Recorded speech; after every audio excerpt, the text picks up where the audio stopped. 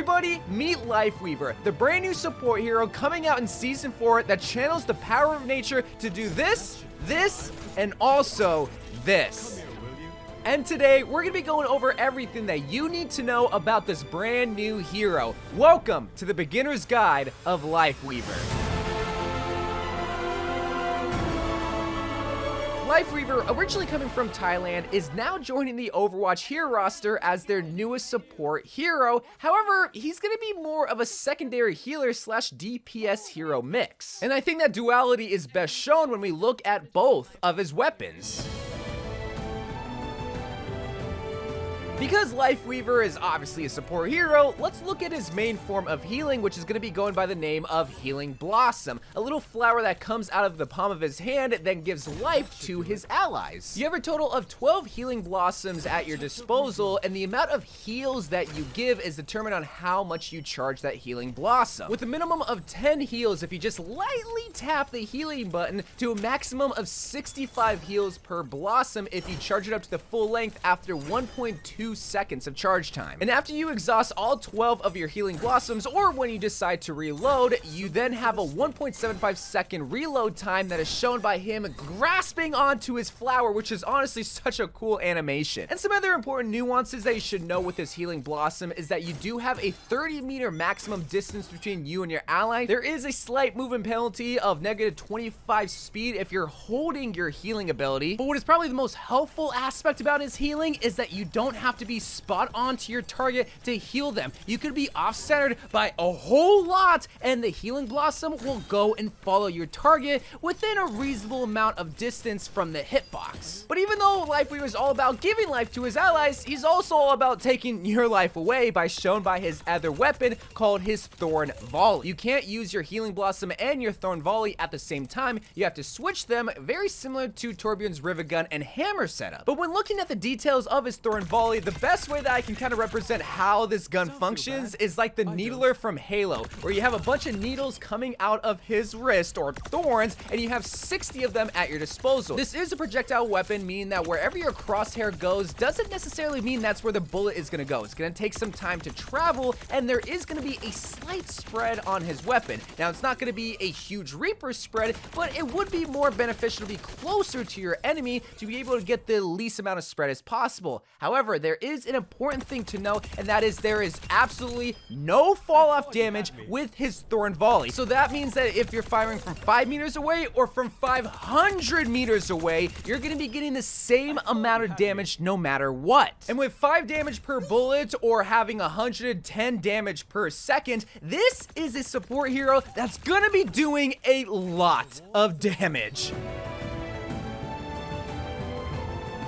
He has a total of 3 regular abilities: his pedal platform, his rejuvenating dash, and his life grip. Let's save the life grip for later, because that's something that we really gotta talk about. First, let's go over his pedal platform, because this is honestly such a cute ability until you see a Bastion take this up. This is gonna be a 12-second cooldown ability where you throw this pedal-like platform onto the ground, where it lifts anybody up into the sky, whether it's yourself or your allies or even your enemies. And it goes up about 8 meters in height, about 2 stories or so if you want a visual representation of what that's like. And the pedal platform will stay in the air for about 9 seconds or so until it is either, well, destroyed, or until the time runs out. And when the time runs out, you should have another pedal platform at your disposal. Now, 2 cool little details that I found out about the pedal platform is that it technically can be used as a shield. Now, obviously, do not use it as a shield because it is a platform meant for elevating, but it does have 400 hit points that can technically be used to block incoming damage. But the other cool detail that has way more utility and practicality in game is that if you do take the pedal platform all the way up and you jump at the very end of its height, then you will get a slight boost in your jump, allowing you to get onto platforms that you otherwise couldn't have if you didn't jump at the very end of it. Think of it kind of like a trampoline, where you gotta take the full duration and then jump at the very end and you get a slight boost. But ladies and gentlemen, this is an ability that I think is probably the coolest ability in all of Overwatch 2, his Rejuvenating Dash.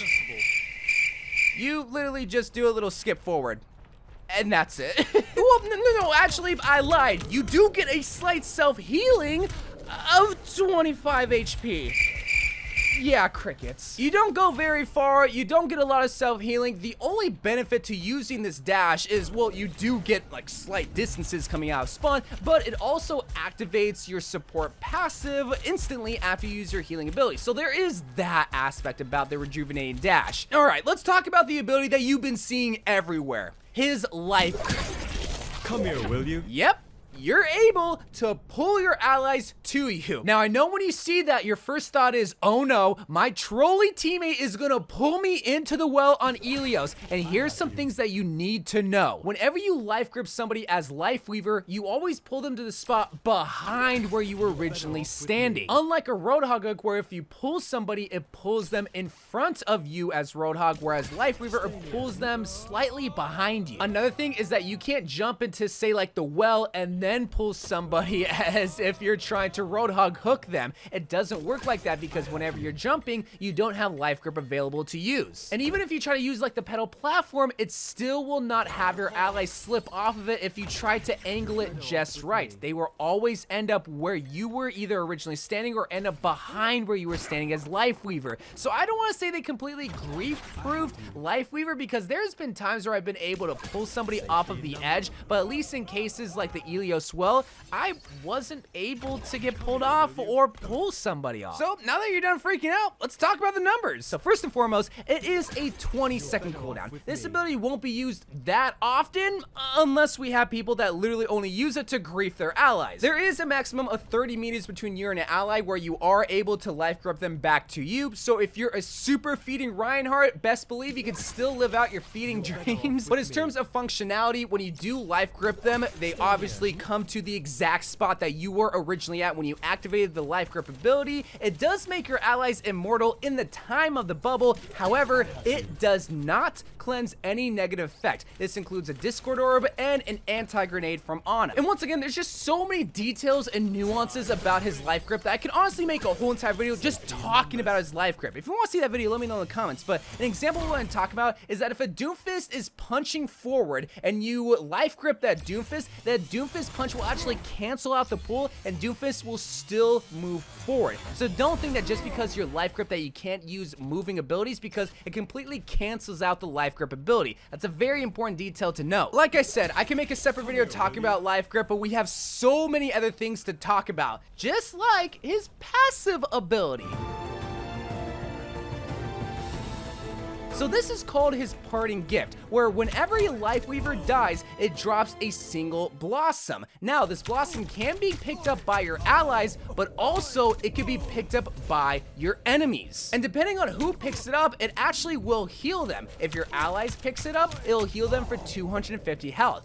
But if your enemies pick it up, which they can, it will heal them for only 75 health. So not as much as if your allies were picking it up. However, this will discourage Lifeweavers to go in front line, because not only will they probably die, but they'll also probably heal the enemy team.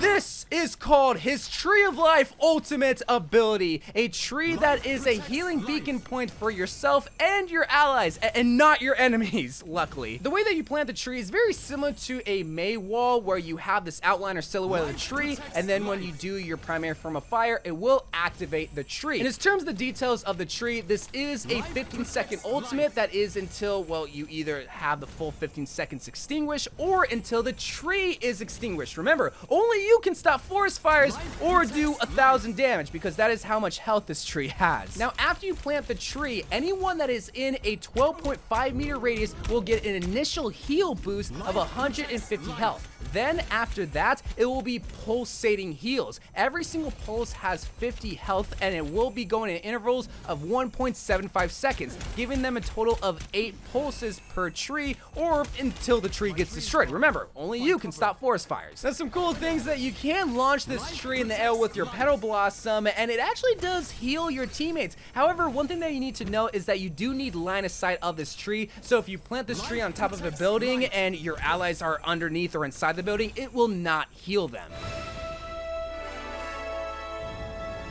Now, my initial thoughts when it comes to Lifeweaver is that he is a DPS hero disguised as a support hero. Yes, he has a lot of healing elements to him, but they either A, just don't do enough healing, or B, they're not fast enough. And I think just one example to show how he gets more value from DPSing than healing is when it comes to comparing the ultimate charge between the two, where you clearly outpace with DPSing than healing. But then we have the elephant in the room, which is his life grip ability, which is his trolling ability. Now, even though you can't do the thing that everyone first thinks of, which is trying to pull people into the well as Lifeweaver, you can still pull your allies even if they don't want it. Like the first hero I think of is someone like Reaper, where they shadow step behind the enemy and they set up to get a fat ult, and then Lifeweaver goes, oh, I'm gonna pull you back here, and they have to do that whole setup all over again. So even though you can't necessarily environmentally kill your allies as easy as some people might think, you can still troll and get people in positions that they don't want to be in. And I'm obviously gonna have to make a whole separate video talking about life grip, because not only am I gonna have to stress that you can't really get environmental kills on your allies, it's still something that maybe could be good for the game after maybe the first month when people get done trolling with it. We're just gonna have to see. But after watching this video, I want you guys to comment down below if you like Lifeweaver, if you think he's gonna be too trolly, or if you're gonna be maining him in Season 4. Let me know. But until then, I love you guys. Thank you guys for watching more Overwatch 2 videos to come, and bye.